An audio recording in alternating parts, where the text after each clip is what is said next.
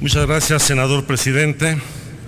Secretario de Gobernación, muy buenas tardes. Tradicionalmente, la glosa del informe y la comparecencia de los funcionarios públicos derivan en análisis de cifras, estimaciones y resultados que se presentan en un voluminoso documento con el que se pretende cumplir con la obligación constitucional de rendir cuentas al Congreso de la Unión.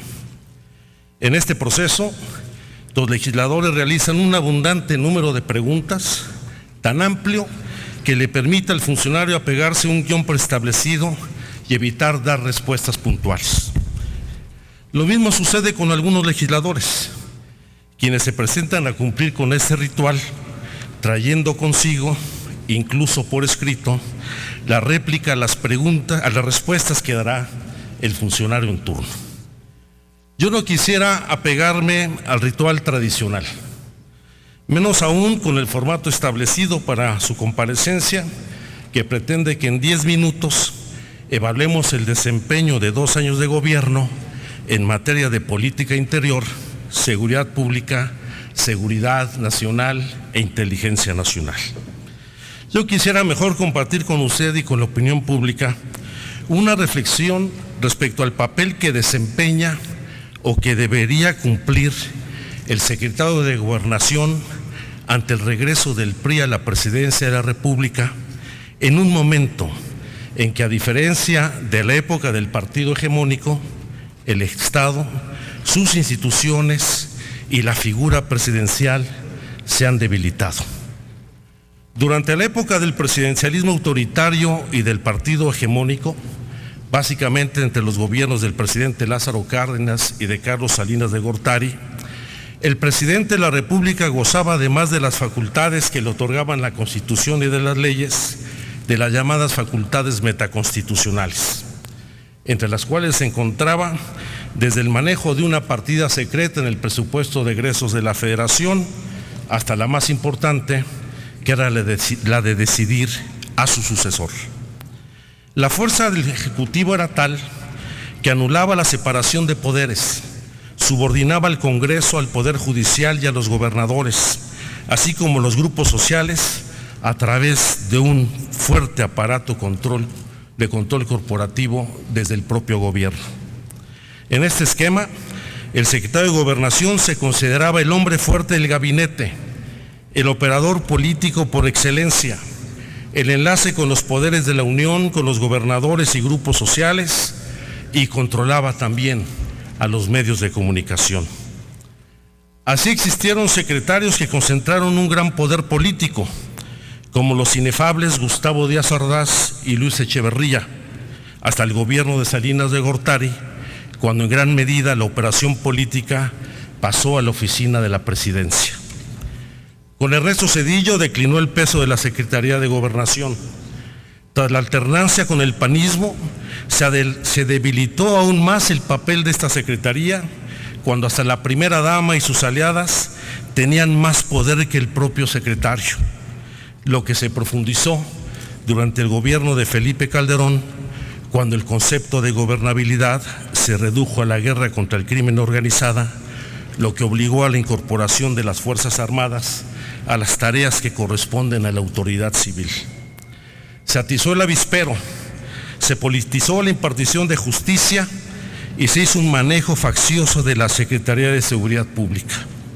En la Secretaría de Gobernación prevaleció el amiguismo y no hubo interlocución con el Congreso, y la propia debilidad del Ejecutivo permitió la feudalización del país y la formación de un sindicato de gobernadores, el cual usted conoció muy bien, así como el fortalecimiento de los poderes fácticos y el incremento de la violencia y la inseguridad.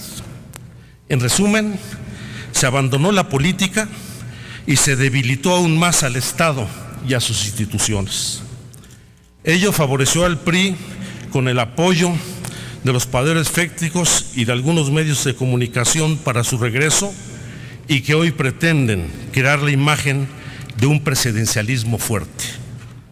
Al inicio del actual gobierno, cuando debatimos la reforma a la Ley Orgánica de la Administración Pública Federal, la mayoría priista en este Congreso argumentó que se buscaba fortalecer las funciones de la Secretaría de Gobernación al fusionar las tareas de política interior con las de seguridad pública para remontar la falta de conducción política y la ineficacia de la estrategia de combate a la inseguridad pública.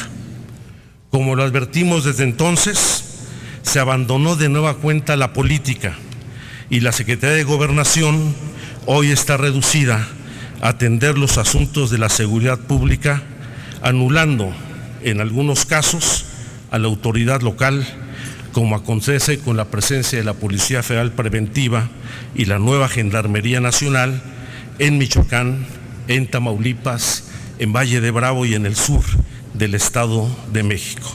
Por supuesto, eventualmente participa ante los desastres derivados de fenómenos meteorológicos.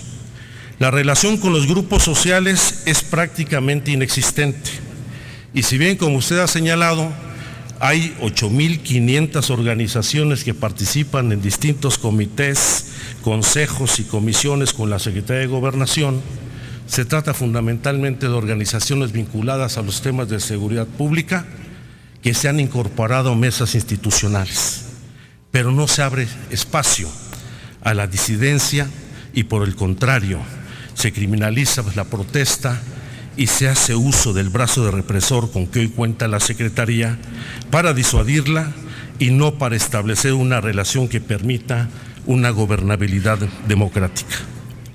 La mayor parte de la operación política en nuestro país ha pasado de nueva cuenta a la Presidencia de la República. Desde ahí se centraliza el poder, se establece la relación con el Congreso, se elaboran y se cabildean las reformas legales, se establecen pactos políticos con un sector de la oposición, se atenta contra el federalismo, se nombran comisionados especiales que, al igual que virreyes, desplazan a las autoridades locales e imponen los dictados del gobierno central, mientras las Fuerzas Armadas y la nueva Gendarmería ocupan territorios y asumen facultades que corresponden a los estados y municipios. Desde la Presidencia de la República se asume además el control de las participaciones federales y de las haciendas públicas locales. Se busca de nueva cuenta fortalecer la figura presidencial sin recuperar la fortaleza del Estado. A través de los medios de comunicación y de los grupos de poder económico, se quiere crear un nuevo presidencialismo, no un Estado fuerte, y contar con un presidente fuerte dentro de un Estado débil permite a los poderes fácticos detentar el poder real y convierte a la presidencia en vocera de esos grupos. Hoy, todos los indicadores de gobernabilidad continúan a la baja. La expectativa de crecimiento económico para este año cayó de 3.9% al 2.6%. La violencia supera la registrada en el gobierno anterior. De acuerdo con información del Sistema Nacional de Seguridad Pública, entre diciembre de 2012 y junio de 2014 se denunciaron 899 homicidios dolosos o culposos, cifra superior en 14.205 homicidios a los registrados en los primeros 20 meses del gobierno de Felipe Calderón. De acuerdo con el Observatorio Nacional Ciudadano, México es el país con más secuestros en el mundo, donde se registra un secuestro cada 3 horas. De diciembre de 2012 a junio de 2014 se registraron 1.946 casos, continuando al alza las denuncias por extorsión y lamentablemente los feminicidios. La pobreza alcanza a 60 millones de mexicanos. El desempleo en julio pasado se incrementó al 5.5% de la población económicamente activa y el subempleo al 8.3%. Entre 2008 y 2014 se perdieron 1.983.000 empleos. En el mismo periodo, y de acuerdo con el informe México ¿Cómo vamos?, la población que no puede adquirir la canasta alimentaria básica pasó del 48 al 50% de la población. El 13% de la población ocupada, 7 millones de mexicanas y de mexicanos, perciben el salario mínimo, el cual ha perdido el 70% de su poder adquisitivo en 4 décadas. De acuerdo a la Organización Internacional del Trabajo, el salario mínimo está por debajo de los niveles del mercado, aún tratándose de los trabajadores calificados, y es el único país donde el valor del salario mínimo es inferior al umbral de pobreza per cápita. Por eso, y estos son los indicadores reales, el indicador fundamental de la gobernabilidad es el del bienestar de la población, lo que no se consigue repartiendo despensas. Las violaciones a los derechos humanos de los migrantes y de los menores no acompañados son una vergüenza, como lo es el desempeño del Instituto Nacional de Migración. En el Poder Judicial prevalece la corrupción y los desastres ambientales quedan en la impunidad. Amnistía Internacional ha denunciado que la tortura persiste y se tolera en México, y especialmente resurgen acciones de violencia de Estado que generan dudas fundadas y que no son aclaradas. Pongo un solo ejemplo, entre otros que podría presentar: el del enfrentamiento de las Fuerzas Armadas con presuntos delincuentes en el municipio de Tlatlaya, en el Estado de México, el pasado 30 de junio, donde diversas fuentes periodísticas y observadores de la Oficina de la Alta Comisionada para los Derechos Humanos en México han señalado que existen evidencias para presumir que más que un enfrentamiento se trató de la ejecución de 22 personas sin que hasta ahora se haya aclarado ni dado ninguna respuesta. Señor secretario, no se puede regresar a los tiempos de la Secretaría de Gobernación dedicada al control político. No vamos a permitir una secretaría que se asuma como policía política, ni que resurjan las prácticas de la guerra sucia que vivió el país en los años 70. El país necesita una Secretaría de Gobernación que haga política, que escuche a la sociedad y establezca canales de interlocución con sus organizaciones para dirimir conflictos y resolver sus legítimas demandas. Se requiere una gobernabilidad democrática, no un gobierno fundado en la manipulación mediática de la opinión pública y que utilice el poder seductor del Estado para corromper y comprar conciencias, ni que vea en la gestión pública la oportunidad perversa de asociar la política con los negocios. Señor secretario, queremos debatir con el responsable de la política interior y de la seguridad nacional, no con el jefe de la policía.